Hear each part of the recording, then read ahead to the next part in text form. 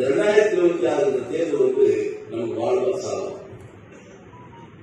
அதிமுகவுடைய கௌரவம், புரட்சித் தலைவர் எம்ஜிஆருடைய புகழ், புரட்சித் தலைவர் அம்மாவுடைய புகழ், இது எல்லாம் காப்பாற்றப்படணும்னா 2026 நாம் வெற்றி பெற்றால்தான் நமக்கு வென்றார்.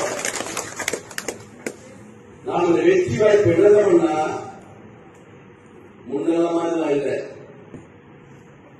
காங்கிரஸ் திமுகவும் இருந்த போது ரெண்டே கட்சி நாம ஜெயிச்சோம், காங்கிரஸ் வெளியே போயிட்டாங்க. தொடர்ந்து தேசிய கட்சி ஒதுக்குவோம்.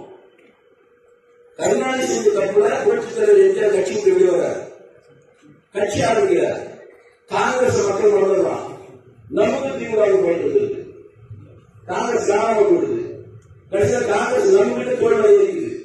நம்ம தோல்வி திமுக இருந்துச்சு.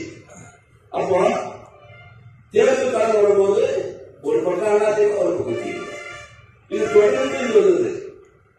இது இடையில கொஞ்சமா ஜாதி கட்சி வந்துச்சு, கொஞ்சமா தன்னுடைய சுய முயற்சியா சில கட்சிகளாக வந்துச்சு. இப்படி வரும்போது சிந்தனை வந்து பிரிஞ்சு போகுது.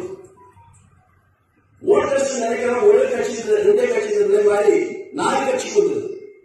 4 கட்சிக்கு வரும்போது நாம் உஷாராயிடும்னா இது வெற்றி வாய்ப்பு வரணும்னா அந்த உதிரி கட்சிகள் மேல் வரதுக்கு வாய்ப்பு வரும்.